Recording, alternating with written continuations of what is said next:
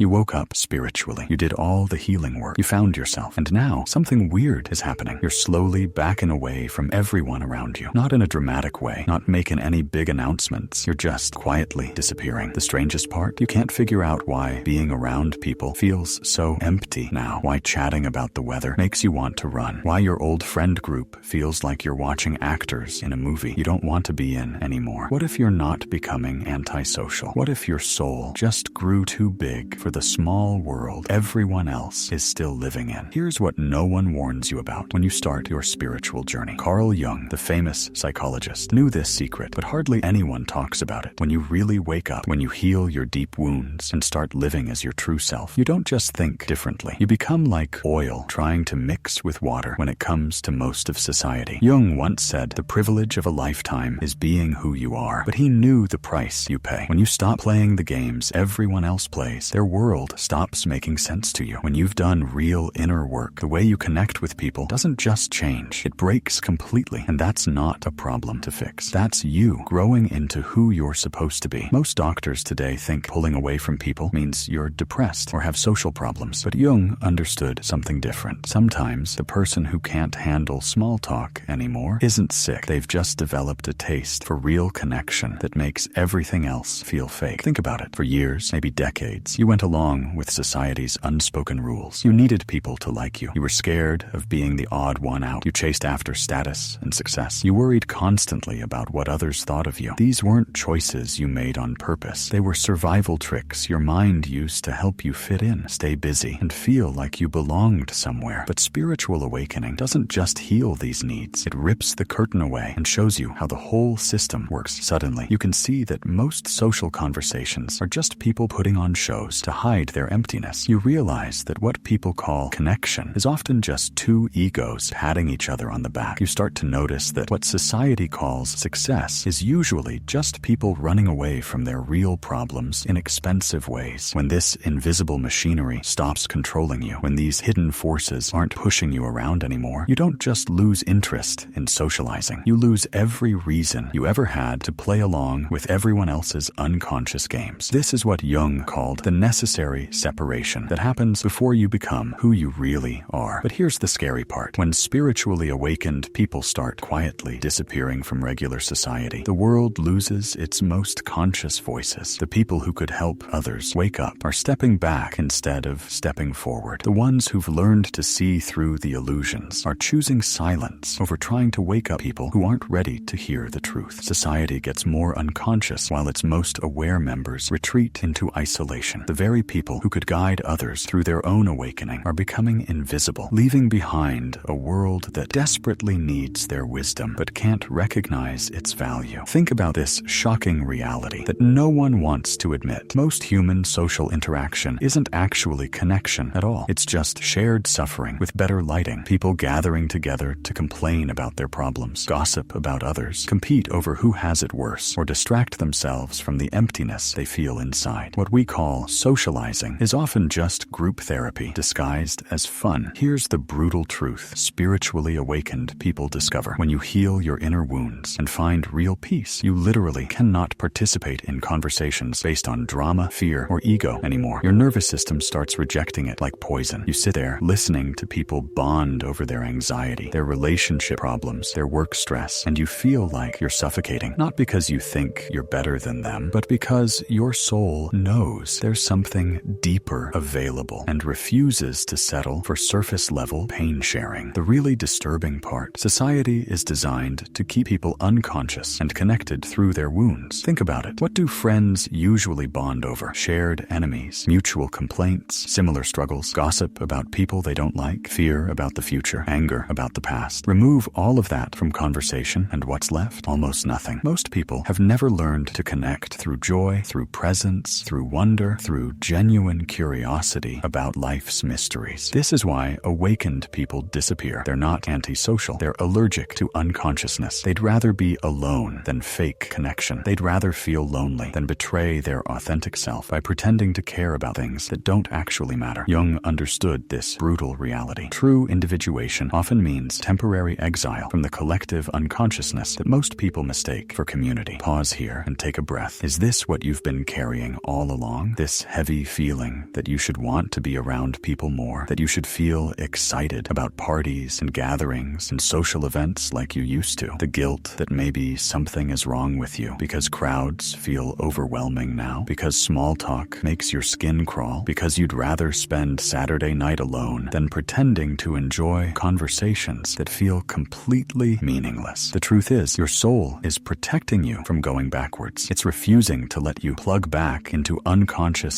social patterns that would slowly drain the life force you've worked so hard to build. Your spiritual awakening didn't break your ability to connect with people. It broke your willingness to fake connection with people who aren't ready for real relationship. Your psyche has developed such clear standards for authentic interaction that it would rather experience temporary loneliness than permanent spiritual starvation. Think about it this way. Once you've tasted pure water, you can't go back to drinking from a muddy puddle and pretend it's refreshing. Once you've experienced what real soul-level connection feels like, surface-level socializing doesn't just feel empty. It feels like betraying everything you've become. This isn't social anxiety or depression or some personality disorder that needs fixing. This is spiritual discernment in action. Your inner guidance system saying, not this, not yet. Keep waiting for what's real. But nobody prepares you for how quiet it gets while you're waiting. Nobody tells you that the space between letting go of fake community and finding your real tribe can feel like floating in complete silence, wondering if you'll ever belong anywhere again. Here's the truth that changes everything. The withdrawal isn't antisocial behavior. It's spiritual discernment operating at full power. Every boring conversation you can't force yourself to care about anymore. Every social gathering that drains your energy. Every group dynamic that feels like watching people play pretend. All of it was keeping you trapped in a version of connection that was slowly killing your soul. You're not disappearing from society. You're disappearing from unconscious society so you can find conscious community. There's a massive difference, and most people don't understand it. Jung put it perfectly when he said, "You are not meant for everyone, and not everyone is meant for you." But here's what he really meant. Some people are operating from their wounds, their fears, their need to be validated by others. And some people are operating from their authentic self, their inner wisdom, their connection to something bigger than their personal drama. These two types of people literally cannot sustain real friendship. It's not about being better or worse. It's about being on completely different frequencies. When an awakened person tries to maintain relationships with people who are still unconscious, it's like trying to have a deep philosophical conversation with someone who only speaks in movie quotes. The language systems don't match. Your soul is creating space for the connections that will actually feed you instead of drain you. The emptiness you feel isn't loneliness, it's readiness. It's your inner self clearing out the fake relationships to make room for the real ones. Every person you're naturally drifting away from is making space for someone who will actually see you, understand you, and connect with the person you've become instead of the person you used to be. The awakened don't disappear forever. They disappear temporarily so they can find their real tribe, the other people who've done the inner work, who speak the language of consciousness, who can handle authentic relationship without needing it to be comfortable all the time. If this hits something deep inside you, if it helps you understand why connecting with people feels so complicated now, I need you to know something important. You're not broken, and you're definitely not alone in this experience. What you're going through has a name, and it's not antisocial personality disorder or depression or any of the labels society might try to put on you. It's called conscious evolution, and it's exactly what's supposed to happen when you outgrow the unconscious world most people are still living in. Your withdrawal from meaningless social situations isn't pathology, it's preparation. You're making space for the kind of connections that will actually nourish your soul instead of slowly draining it dry. Right now, while you're sitting in what feels like social exile, there are other people going through the exact same thing. Other awakened souls who are also quietly stepping back from unconscious society, also feeling like aliens in their old social circles, also wondering if they'll ever find their real people. The beautiful truth is this: the awakened don't disappear forever. They disappear from fake community so they can create authentic community. They step back from unconscious relationships so they can recognize conscious ones when they appear. Every moment of sacred solitude you're experiencing right now is preparing you for connections that will blow your mind with how real, how deep, how genuinely satisfying they can be. Those soul-level friendships you're making space for, where you can talk about what really matters without having to translate everything into small talk first, where silence feels comfortable and conversations go places that actually feed your spirit. Those connections are worth every single moment of loneliness you're feeling now. Your real tribe is out there, doing their own inner work, having their own spiritual awakening, and getting ready to recognize you when the time is right. If this resonates with something deep inside you, if it helps you name what you've been experiencing, you need to understand that you're part of a quiet revolution happening right now all over the world. People who've done real spiritual work are stepping back from unconscious society at the same time, not because they planned it, but because awakened consciousness naturally moves away from what doesn't serve it anymore. You're not disappearing into isolation forever. You're disappearing from fake connections so you can find real ones. While you're in this space that feels like spiritual quarantine, other awakened people are going through the exact same thing. They're also sitting alone on Friday nights, choosing books over bars, preferring nature walks to networking events. They're also feeling like strangers in their old social groups, also wondering if anyone else sees through the performance that passes for normal human interaction. The awakened don't vanish permanently. They retreat temporarily so they can recognize each other when they meet. Every person doing real inner work eventually reaches this phase where surface-level relationships become impossible to maintain. And when enough conscious people step back from unconscious society, something beautiful starts to happen. They start finding each other. Those soul-deep friendships you're making space for, where you can be completely yourself without explanation, where conversations go to places that actually matter, where silence feels as comfortable as speaking. Those connections are worth every moment of sacred solitude you're experiencing right now. Your real tribe is out there, also doing their inner work, also outgrowing their old social circles, also getting ready to build the kind of conscious community this world desperately needs. If you want to understand more about Jung's insights into spiritual awakening and what it really means to live consciously in an unconscious world, make sure to subscribe, because this conversation about finding your real people after spiritual awakening, this conversation is just beginning.